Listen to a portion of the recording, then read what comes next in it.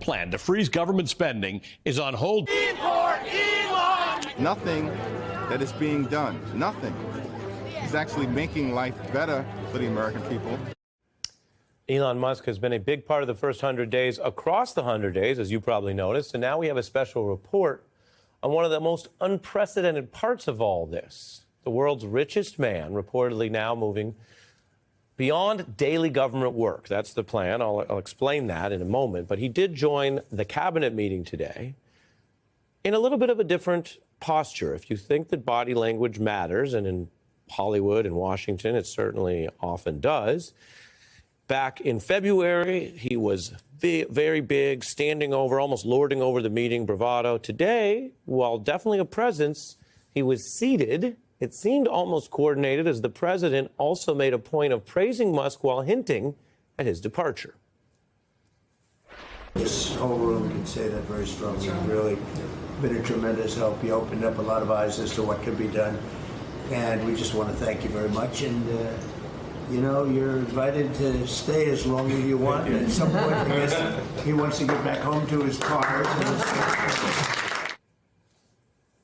This is not political rocket science. You can kind of see what's happening. Special acknowledgement, the applause, alluding to going but not being pushed out. Stay as long as you want. There's actually more to that under law, which I'll explain in our report. But we have evidence that Musk is planning to get back to his day job or other business day job, so to speak. And we have evidence that is documented because there are still rules, even if you're pals with the president and a partial government employee. There are rules through the SEC and shareholder and regular updates about what the CEO is up to. Musk has told Tesla shareholders he'll spend less time on the federal government stuff and more time running the company. His personal fortune has crashed an astounding $114 billion in these 100 days. That is a ton even for someone as rich as Musk, over $1 billion a day lost. And it is related.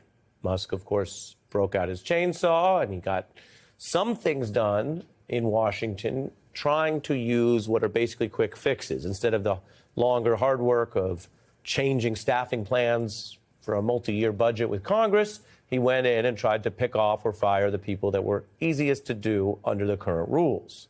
His fortune, of course, is based on many things, but a huge part is the only currently publicly traded company he has, Tesla.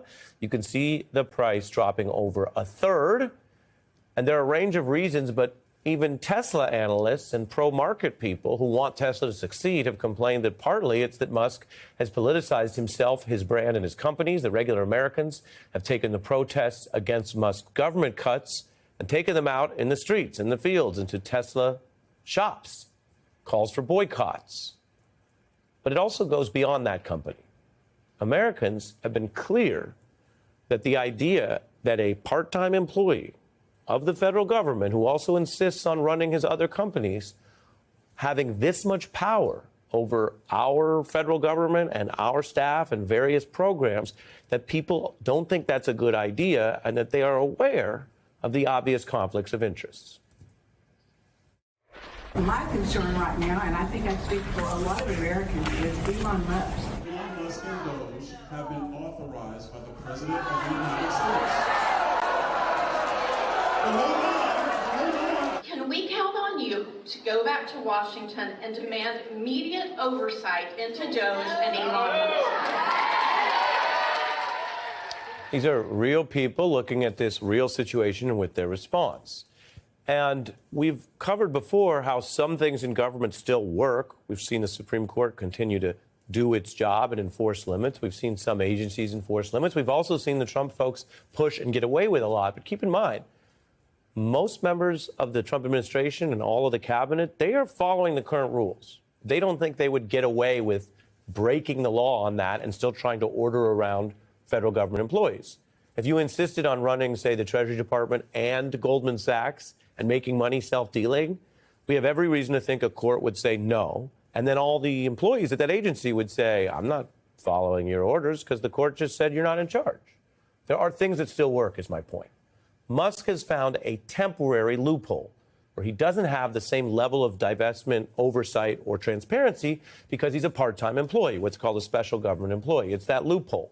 So you don't actually have to go as far with the ethics requirements and financial disclosures, let alone divesting your whole company, because the idea as flexibility was sometimes the government might need a certain expertise from someone who's not gonna easily step away from their whole job forever. But there's a limit. 130 days of government work a year. Under law, that's the limit. And there's evidence he's spent, and this is debatable, but Fortune says about 90 days so far doing it. And he says he wants to keep working a day or two a week. He could stretch this out and kind of keep in a relationship with the president. But the larger point is, however it seems sort of random, and now they're having the meeting, and hey, thanks a lot, they're heading towards a 130-day break. And maybe they don't like admitting at the Trump White House that they're following the rules all the time, so they're not citing that reason. But it is interesting to see they're approaching that limit. And remember, Musk could keep working after that limit if he just wanted to follow rules like everyone else, do some disclosures, join the cabinet. Only he can say, and only he might really know why he's so afraid or unwilling to do that if this public interest job was so important. Meanwhile, the Republican speaker is blocking basic efforts that the Democrats have pushed to deal more directly with this new situation of this sweeping government employee having so many conflicts.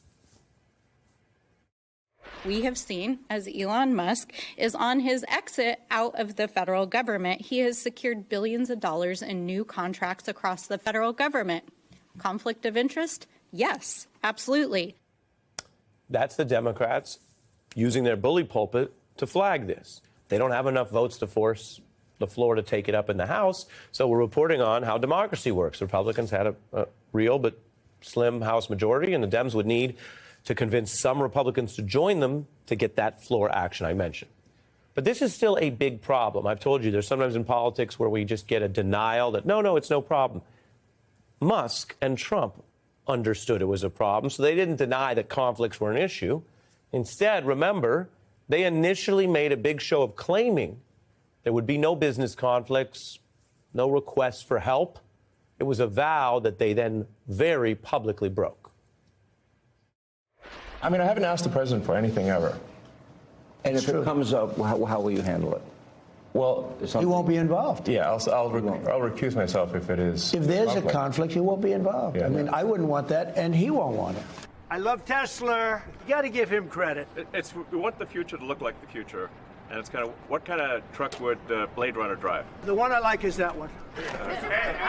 And I want that same color. The fact check for both of them, false. Musk did not recuse from the Tesla event on the White House lawn. Maybe the stock price pressure made him rethink the limits that he claimed so loudly on Fox News and television and elsewhere, but they're literally hawking the company's product. If you saw it in a movie, you'd say that's a bit blatant. Would they really do it like a showroom?